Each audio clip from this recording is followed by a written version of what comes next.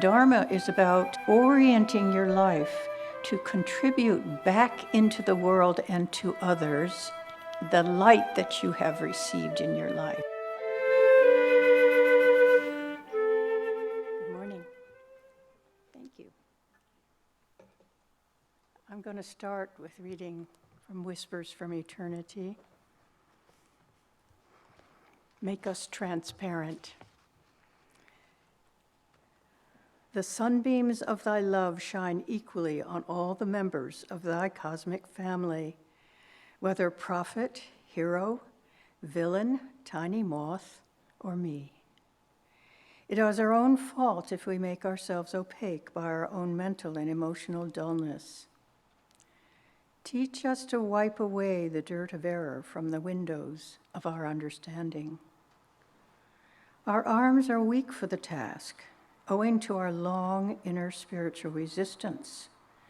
O Master Cleanser, lend power to our efforts, that we may wipe away every last spot that clings to our minds, obscuring our transparency and preventing free entry of thy light.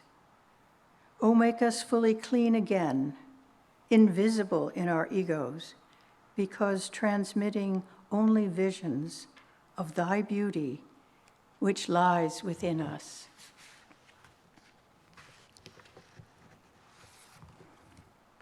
I was reminded, as I was preparing this talk, of the time when we were given a lovely affirmation. And actually, I forget the context, but I think it was COVID, but correct me if I'm wrong. Warriors of Light. Did that come during COVID? Mm-hmm. So we were given this wonderful affirmation, and I just wanted to read it and then have us do it together, just one time. God's light is within me and all around me. With the sword of faith in my hand and the love of God in my heart, I am a warrior of light. So let's say this together, phrase by phrase. God's light is within me and all around me. God's light is within me and all around me. With the sword of faith in my hand. With the sword of faith in my hand. With the love of God in my heart. With the love of God in my heart. I am a warrior of light. I am a warrior of light. That's a great one to pull out and remember. Because the answer to the question of this morning, is God present even where there is darkness or where there is ignorance? The answer, of course, is yes. And the reading very fully addressed what it is we're dealing with here. So we really have nothing to fear. Although, because we've made so many lifetimes of mistakes, we do get fearful because we carry those karmic, unresolved lessons within us. But in essence, we have nothing to fear because we carry God's light within us. We are part of that light. There was one time one master looked out on a room full of devotees, and he said, I see you as sparks of light. You are so beautiful. And that is just us, that's just those of you here. That is your reality. And if that can be imprinted in your mind every morning, perhaps by returning to this Warrior of Light affirmation, or there's others, and actually the reading in Whispers is perfect, for reminding us the great resource of that inner light that we have within us, if we would only remember to call on it. And it's that forgetfulness, that deep cosmic forgetfulness that we all carry around. I had a wonderful time yesterday in teaching the Dharma class. We had about 17 students.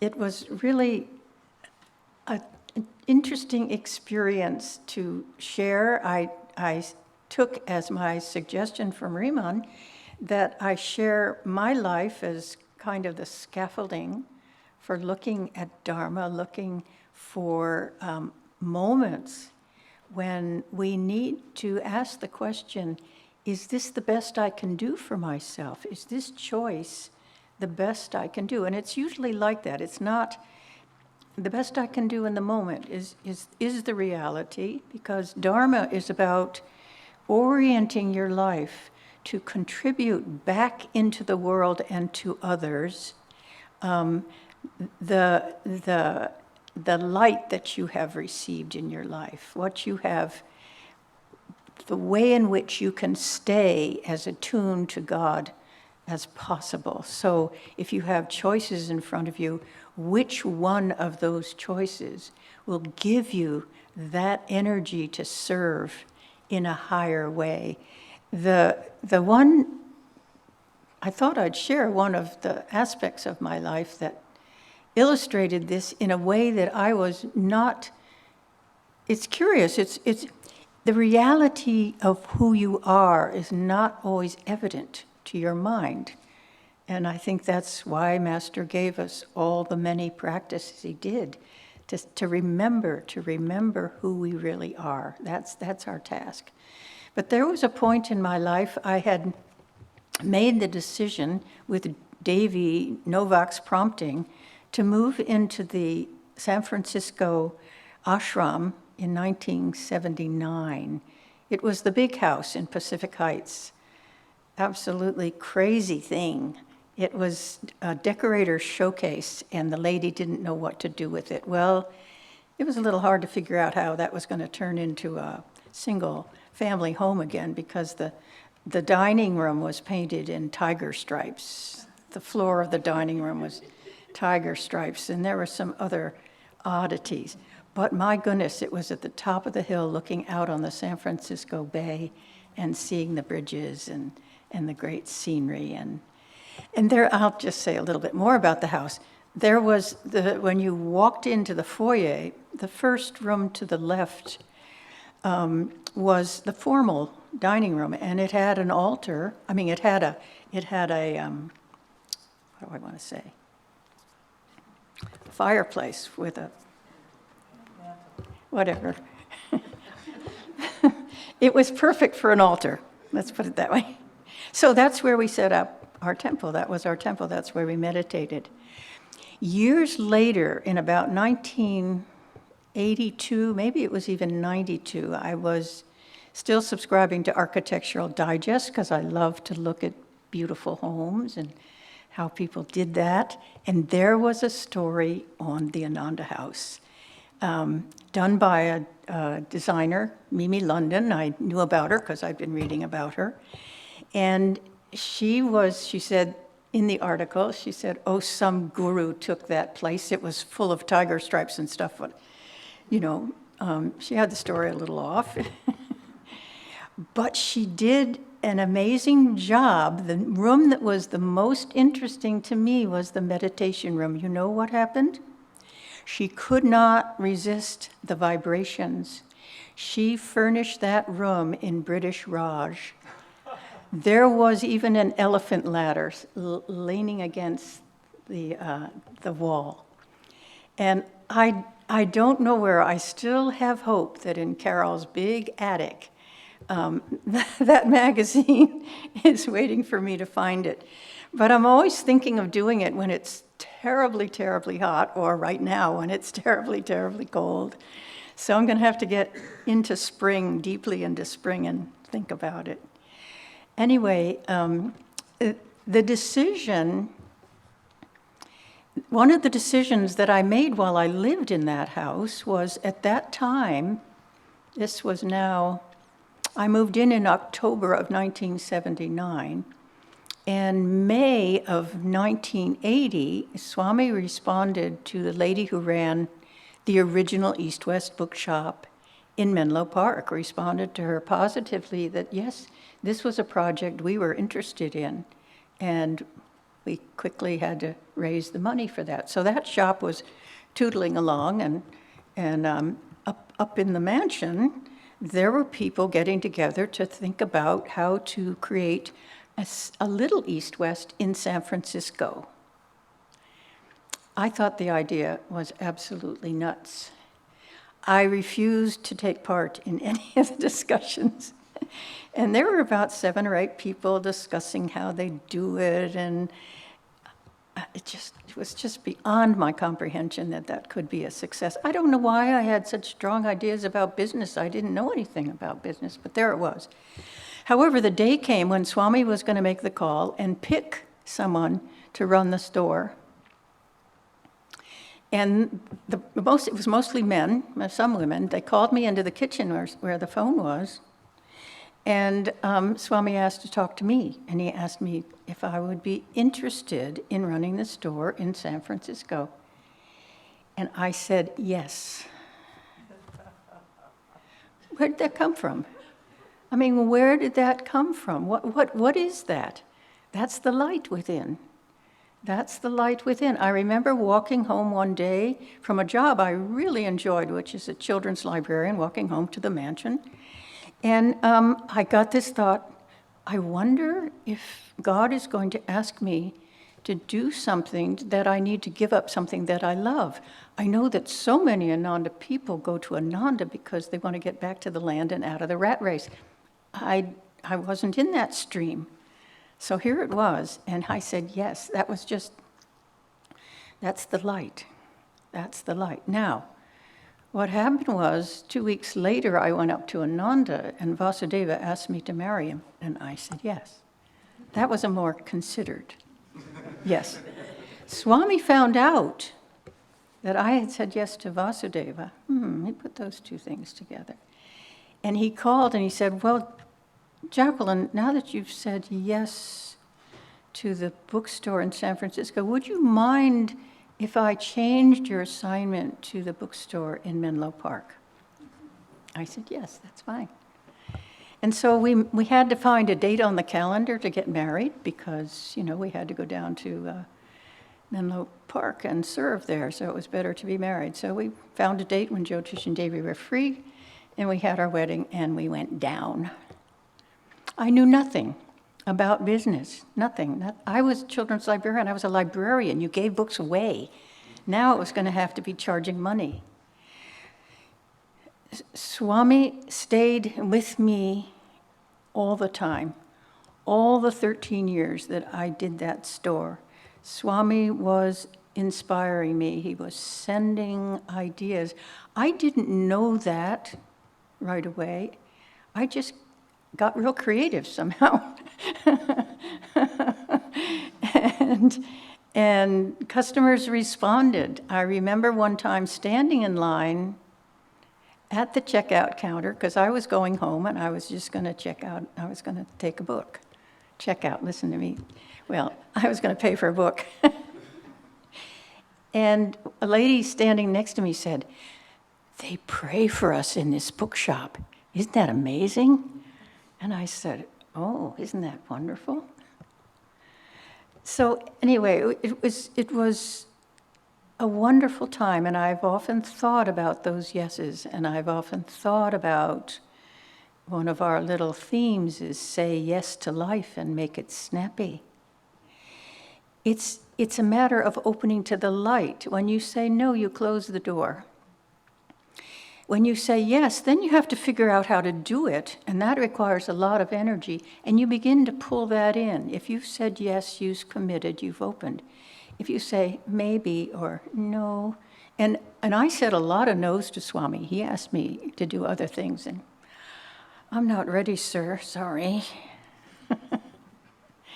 Anyway, in the Dharma class, we had an opportunity to take a look at points in our lives when actually we were influenced by others, by our inclinations, by our karma, and how weaving our lives through all that, we'd be able to find a way to attune to that light more and more and more in our daily practice, so that those messages of what the next step is can come through, because they come through your own intuition.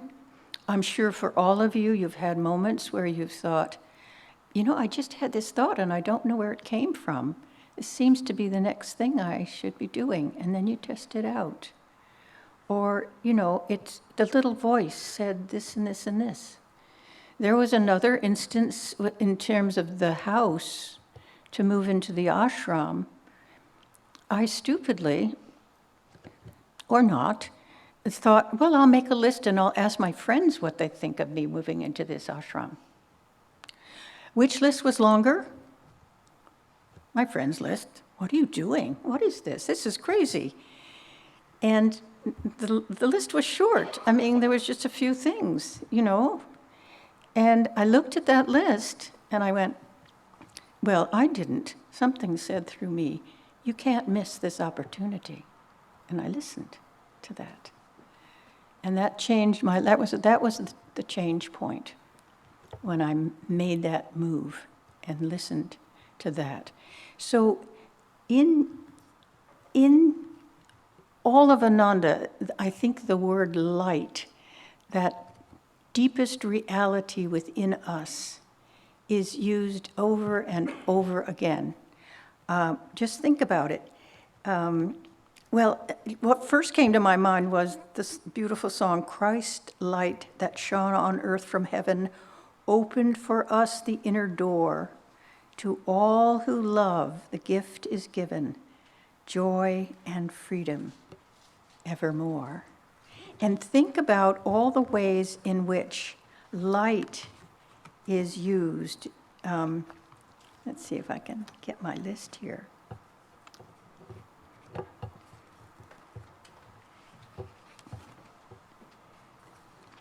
This is interesting. Wonder what I did with it. Well, just think of it. I mean, we have the candles that we light every morning. We have the festival of light that we do every day. I remember in grade school, a very good friend of mine named Lynn Freudenheim, she invited me to the festival of light during Hanukkah.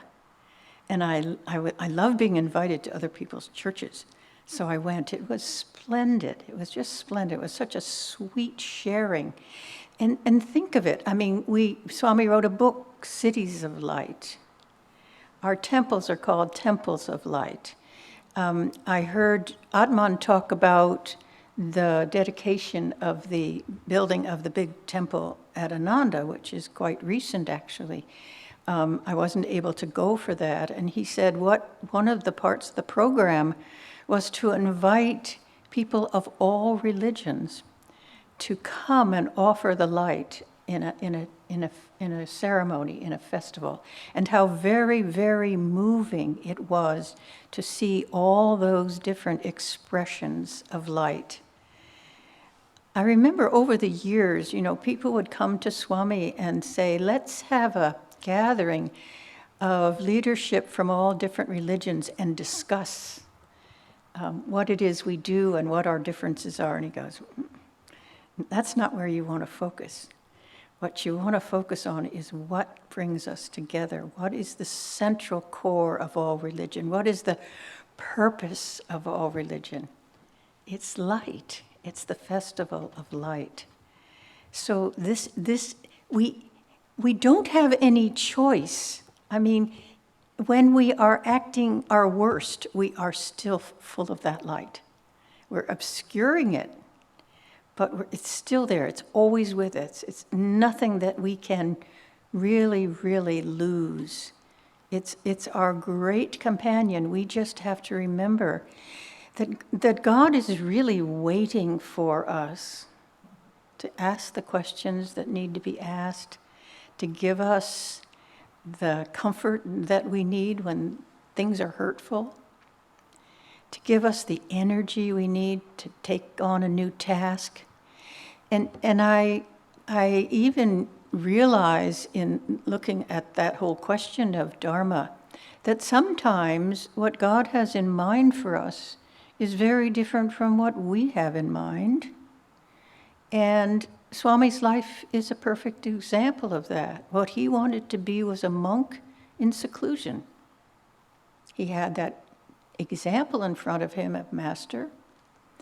And Master immediately, 23 years old, had him stand up in front of people and start talking. And he said, I don't want to do this. And Master said, you better learn to like it.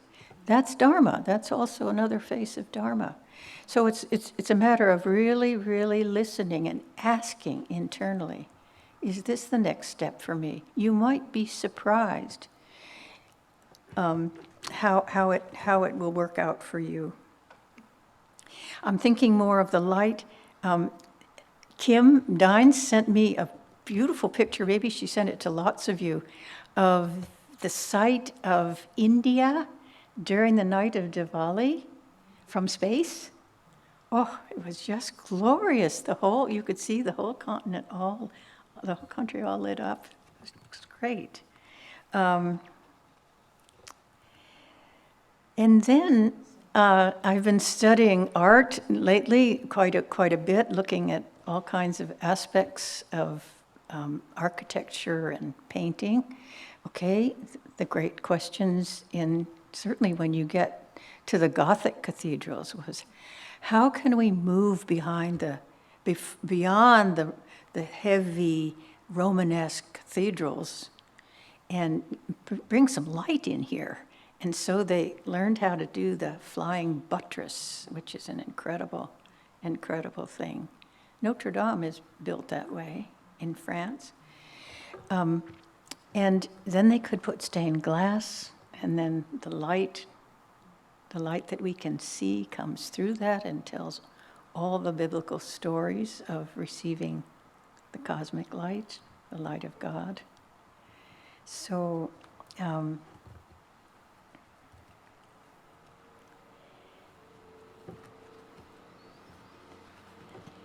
remembering a story of that puts it on the level where we haven't reached to yet, but we're aspiring, which is when you read the stories of the great avatars in the autobiography of a yogi.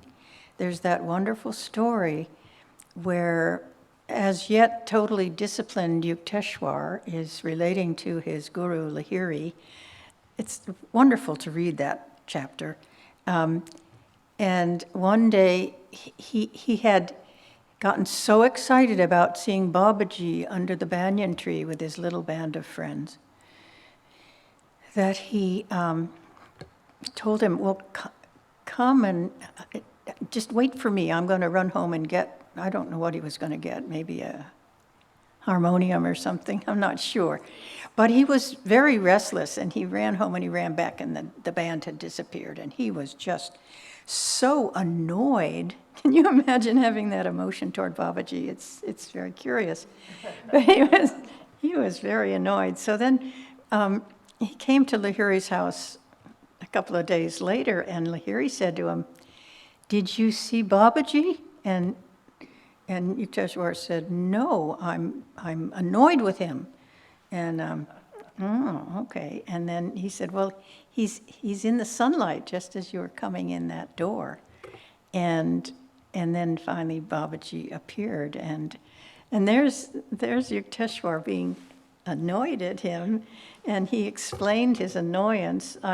You said you'd stay, and Babaji just said, "I didn't say how long it would be between that time and the time I saw you again, but your restlessness just extinguished me," because he was just a being of light.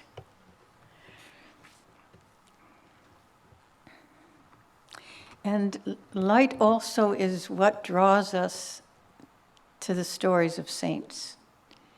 And in works of art, we all know that the way that saints are depicted is with those golden halos. And then eventually the artists are able to depict light.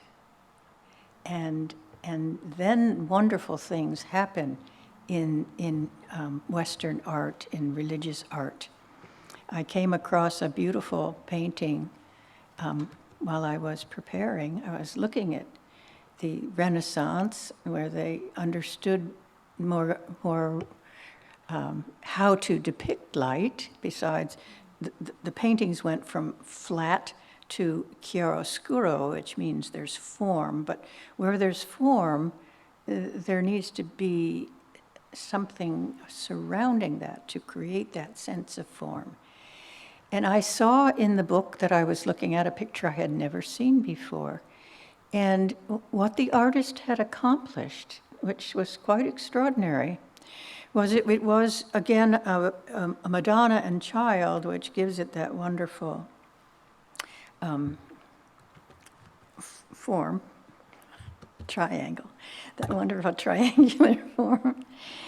And the baby is sitting on her lap. But what also happens in this picture is that the reality of the material world is so beautifully depicted. She's sitting on the ground, and you can see the crumbly ground that she's sitting on, and everything is sort of highlighted in a way.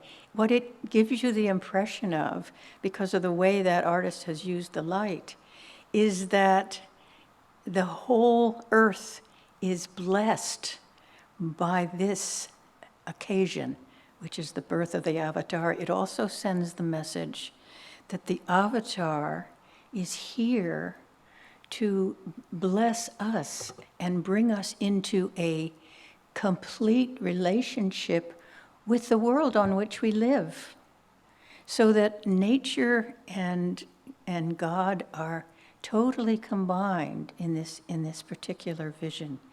And we aren't in that divided way in which we've allowed ourselves to be led in this world, which is seeing that we can overpower nature and take advantage of nature and take advantage of everything that's been given to us in this earth where we live, but reminds us that it's all one piece.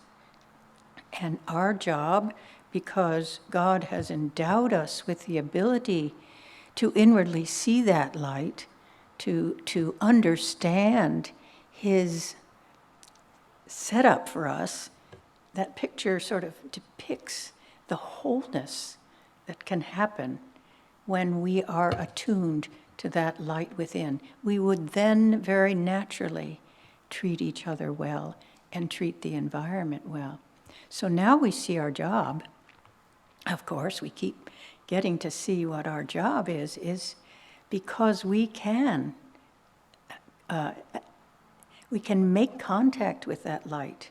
We can reach up within ourselves to that light. Then we bring it out into the world, to serve nature, to serve each other in that light. And I have one other passage to read.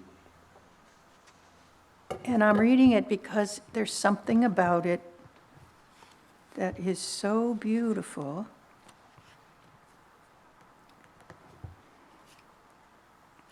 It's not that. It actually refers to a passage in Ezekiel. This is in the chapter in the autobiography called The Law of Miracles. And so this is Ezekiel 43, verses 1 and 2. Afterwards he brought me to the gate, even the gate that looketh toward the east. And behold, the glory of the God of Israel came from way of the west. And his voice was like a noise of many waters, and the earth shined with his glory. Through the divine eye in the forehead, the yogi sails his consciousness into omnipresence. Thank you.